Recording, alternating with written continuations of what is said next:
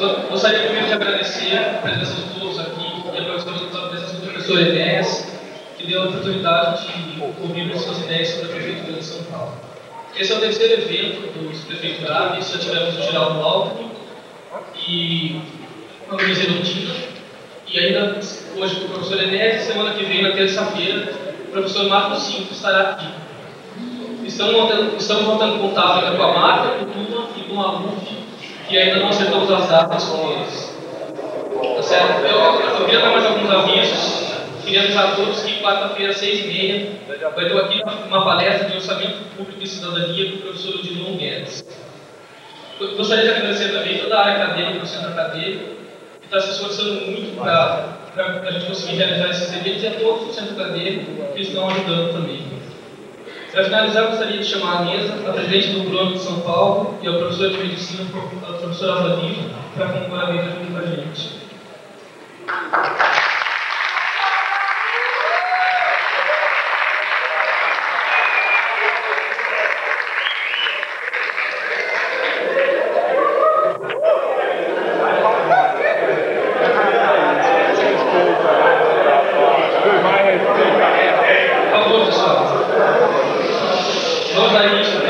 Do professor Enéas, ele terá cerca de 50 minutos para expor suas ideias. Depois abriremos as perguntas. Quem quiser fazer perguntas, se dirigir à mesa ali à direita com a Maria, deixar o nome, que as perguntas serão feitas após a exposição do professor Enéas. Obrigado.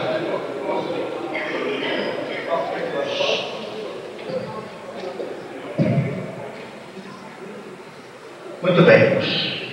Eu queria dizer para os senhores que tudo que se passa no nível do município, seja a educação de base, seja a saúde pública, seja o preço dos produtos industrializados, seja a atividade fabril, o nível de emprego, tudo que se passa no nível municipal é reflexo de uma política suicida que vem sendo utilizada há mais de uma década pelos dirigentes máximos da nação, a começar pelo desastre que representou a administração nacional de Sua Excelência o ex-presidente, Sr. Fernando Collor, com o qual eu tive uma diatribe no último debate, quando os senhores mesmos que aqui estão sorrindo agora devem ter percebido a desfaçatez com que aquele senhor se refere ao desastre que com ele se iniciou. Por isso, exatamente por isso, eu fiz questão de trazer aqui para os senhores uma informação que eu tenho certeza que os senhores não possuem, sem um pouco daqui na frente, nos incomoda a vista. De tudo que ocorre no país, estranhamente, tristemente, mal conhecido pela população, houve um fato que ocorreu em 97, um fato insólito, um fato inusitado, estranho, do qual não há exemplo, por exemplo, nos Estados Unidos, em que uma companhia nossa, uma estatal gigantesca, foi entregue, acho que foi doada praticamente a mãos alienígenas. Então, como eu sei que os senhores vão perguntar muita coisa daqui a pouco, sobre questões, perdoe-me, mas que são questões menores, e sobre as quais está havendo discussão há 2 meses na televisão, e não se chega a resultado nenhum, como nunca se chegou a resultado nenhum, que a maior parte das coisas que são ditas ali é uma farsa apresentada à população. Eu quis trazer dados exatos sobre esse fato que ocorreu em 97, sobre o qual eu ia falar na Câmara dos Deputados, quando minha palestra foi absolutamente proibida naquela organização. A partir daquele instante, quando me chamam em qualquer lugar, eu aproveito para mostrar o que ocorreu de fato em 97. Fato de que a população não tomou conhecimento. Então, eu me permito falar para os senhores, projetando diapositivos, a partir daquela data que foi, e os senhores todos são jovens, fatídica para o território nacional, para todos nós. A data é 6 de maio, vamos começar. 6 de maio de 97. Nessa ocasião, se os senhores se recordam, diversos aviões diversos chefes executivos atravessaram os ares da nossa... Bom, eu vou falar se os senhores quiserem, senão eu vou embora. Por favor.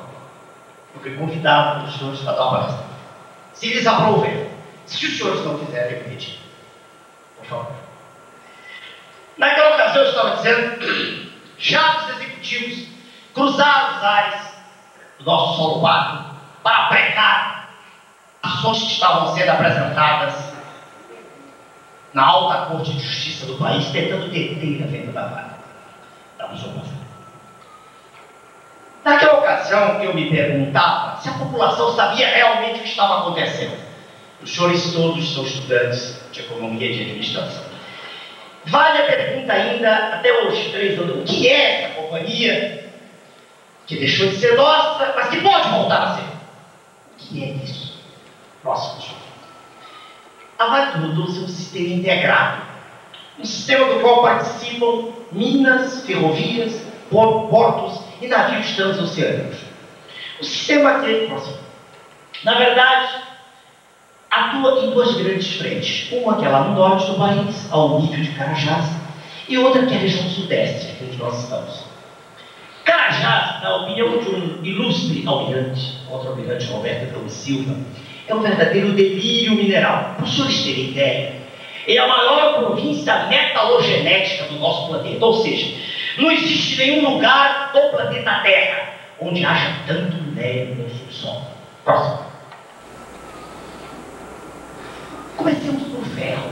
Os senhores ouviram falar que a Vale era uma mineradora de ferro. Pois bem, o que existe de ferro nos 2 grandes núcleos, o núcleo norte, Carajás, e o núcleo sudeste, permite a exportação de ferro durante, não se assustem, 500 anos, meio milênio para suprir o mundo.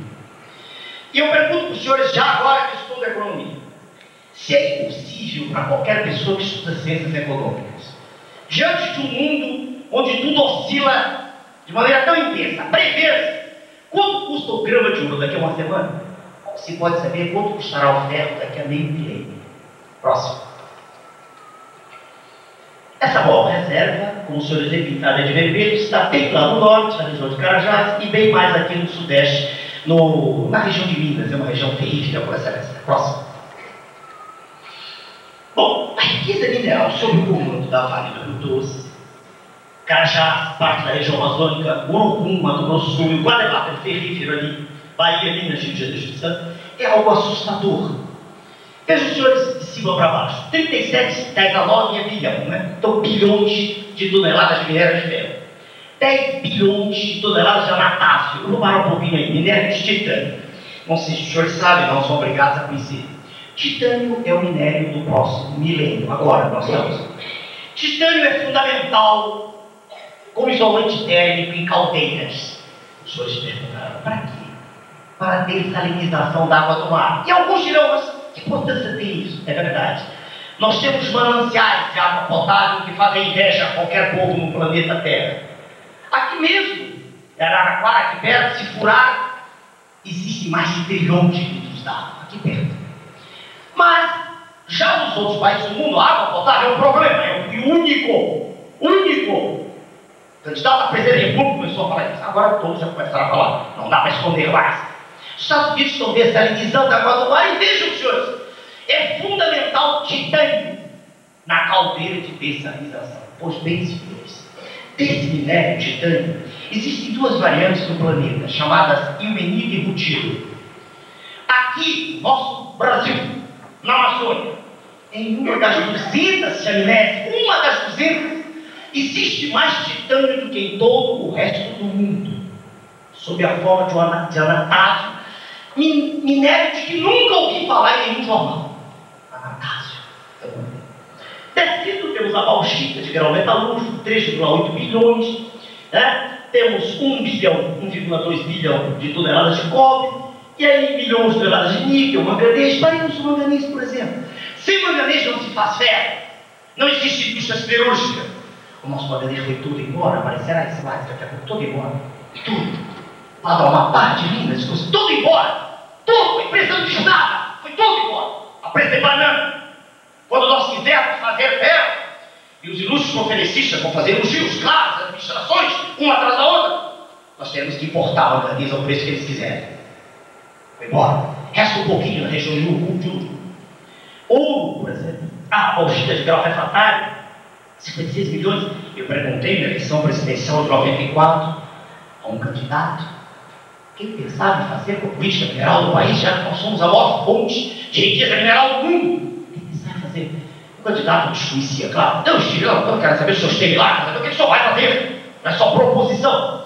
Eu desconhecia totalmente. Ouro, as minas de ouro da África do Sul estão acabando.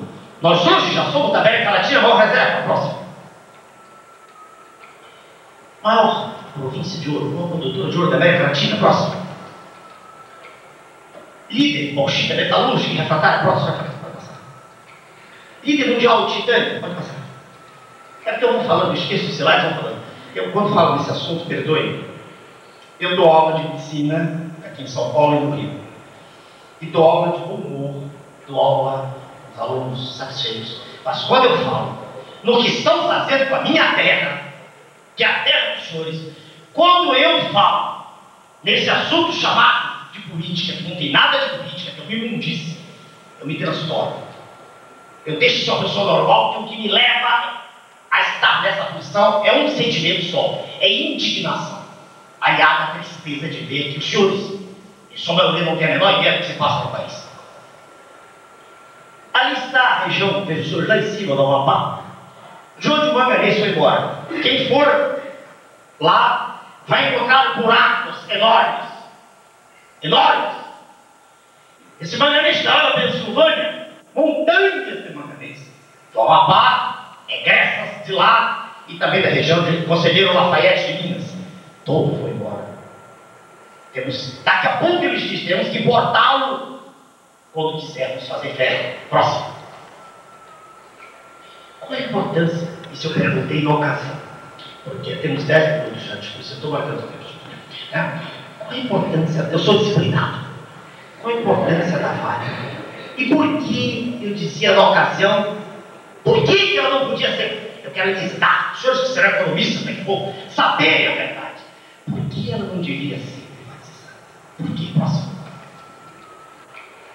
Os Estados Unidos, vejam os senhores, importam, né? De cima para baixo, 91%, 91, 91, 97, 98, 100, 100. Cromo, alumínio, platina, cobalto, manganês, nióbio e fosfatos. Pegue o penúltimo, nióbio. Os Estados Unidos importam 100% do nióbio. Alguns senhores sabem o que é nióbio. Já li no jornal de uma casa. É um dos elementos do próximo, me leio agora. Sem nióbio não se constroem aviões supersônicos. Nós somos o maior produtor do mundo de nióbio. E o nosso nióbio é vendido ao preço inferior ao cacho de bananas. Os Estados Unidos importam tudo, lá está pintado de amarelo, o país amigo. Os Estados Unidos não tem nada, olha o que eles importam. Importam. Próximo. Os Estados Unidos têm 7% da população do planeta, mas consomem 45 vezes mais 5, 52 vezes mais alumínio, 64 vezes mais ferro, 102 vezes mais cobre, 176 vezes mais chumbo do que o resto do mundo. Que país é esse? O que é que ele tem? Próximo. O Japão importa, vejam senhores, eu não vou ler para não cansá-los, 100% de tudo. Eu estive no Japão.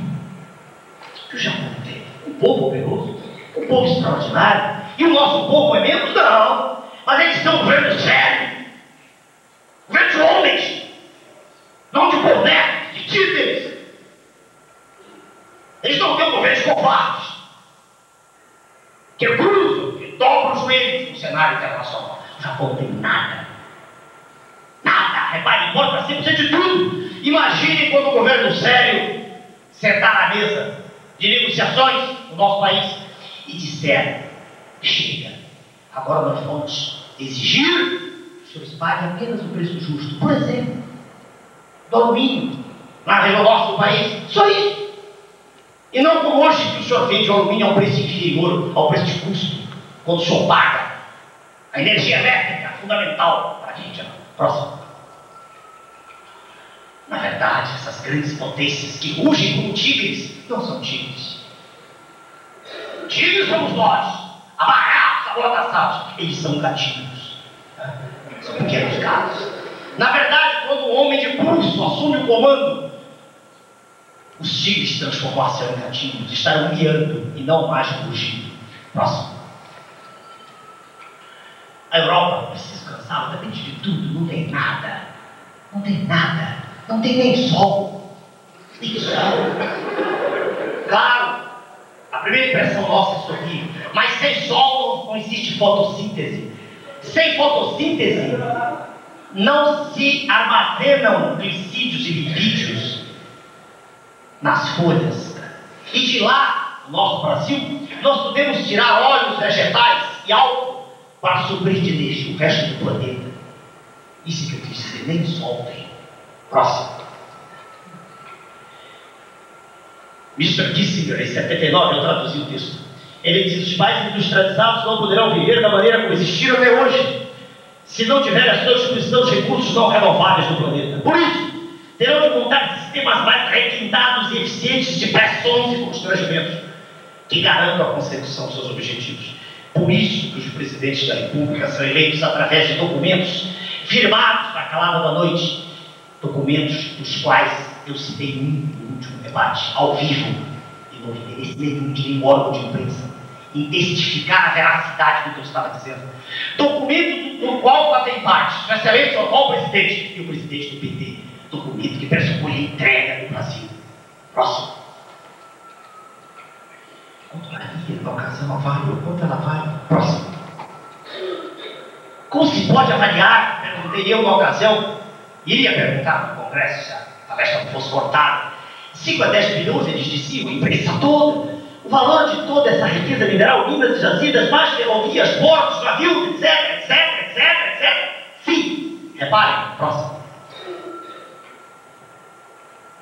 Pode repetir o mesmo slide. Próximo.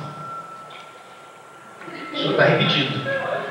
Não, eu não pode. Eu faria 10 slides iguais. O senhor está repetindo. O aparelho está repetindo. O aparelho parou. Alguém, qualquer um dos senhores, só deixa eu empurrar aí, não fica ligando. Qualquer um. O aparelho obedece a um comando manual.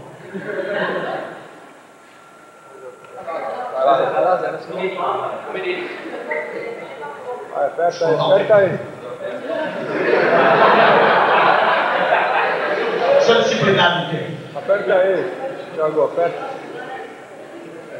Que sou, seu pai?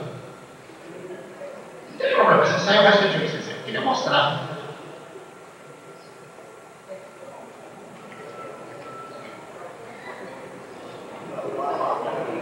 Tudo bem.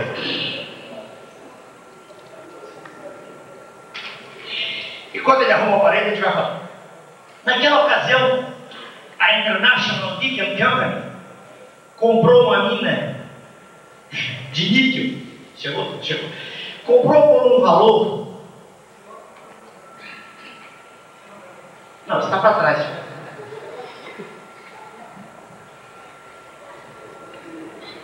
Quis trazer, né? Quis trazer o projetor, senão não se preocupe. Sabe o que eu quis trazer? Vai, vamos lá. Vamos praticar. Esse senhor pode tirar esse com as mãos caídas, não tem problema não.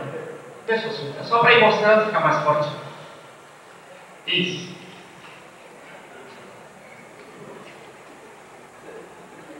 É o ruim dos slides. A maioria das vezes eu não trago. Eu quis trazer.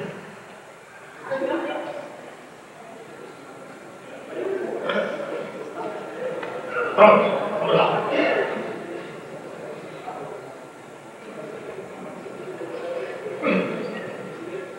O senhor vai fazer? Tocar o aparelho? Tudo bem. Enquanto tudo bem. Naquela ocasião, atenção, senhores.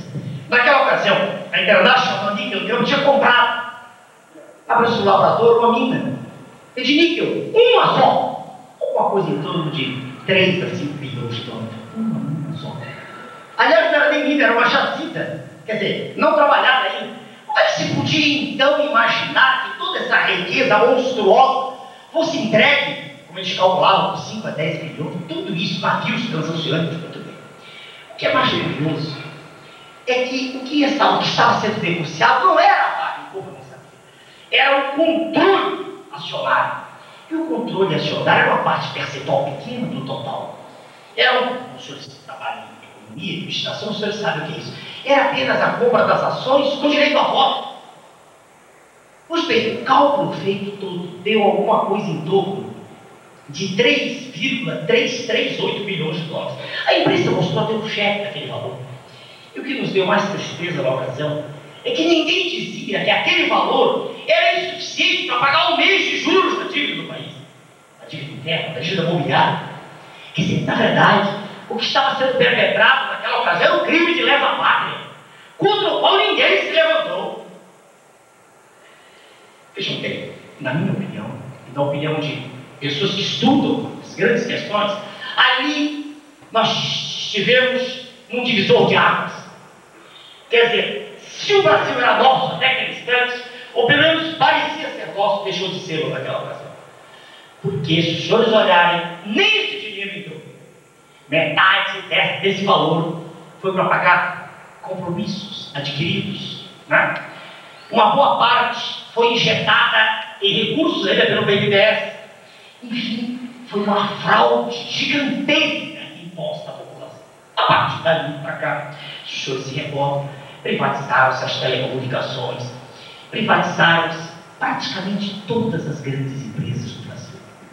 As estaduais, quer dizer, foram no caminho. Os bancos foram no caminho. O nosso aqui, por exemplo, o nosso Banespa, se os senhores olharem para ele, ou se olharem para o Banespa, do Rio de Janeiro, ou se olharem para qualquer banco estadual, os senhores vão ver que, na verdade, cada um deles é doado. Ele não é vendido, ele não é... A palavra privatizar esconde algo extremamente cruel por trás, que é a doação do patrimônio nacional. Eu fiz questão de falar sobre essas teses, para que os senhores tenham ideia de que a maioria das coisas que os senhores ouvem falar na televisão é mentirosa. Por exemplo, quando se fala, no último debate eu tive a ocasião de mostrar, quando se fala de um projeto, de um plano de saúde, e os senhores me ouviram, né, redarguir, para que plano de saúde? Para que projeto novo? Se os senhores abrirem a Constituição, se os senhores lerem o que está escrito no projeto do Sistema Unificado de Saúde, os senhores veem que não existe nada mais belo do que aquilo. Está tudo escrito ali, ué. O atendimento básico, eu sou professor de medicina, o atendimento básico de saúde é uma coisa extremamente simples. O senhor não precisa ter um hospital com ressonância magnética, um hospital com tomografia computadorizada. Isso é a obrigação de um nível mais alto, não do prefeito. Bastará que o senhor tenha unidades básicas de saúde, um número enorme, para que no bairro pobre, não no bairro rico, que mora no Morumbi, que mora, não precisa de unidade básica, que mora no bairro rico, tem condições de pagar a medicina privada, até o médico particular, mas quem mora em uma região pobre, em uma região carente, vejam os senhores, precisa ser atendido a qualquer hora, e essa unidade básica de saúde é que terá condições de dar a essa pessoa o atendimento fundamental da que o senhor já pode questionar. Chegou, né?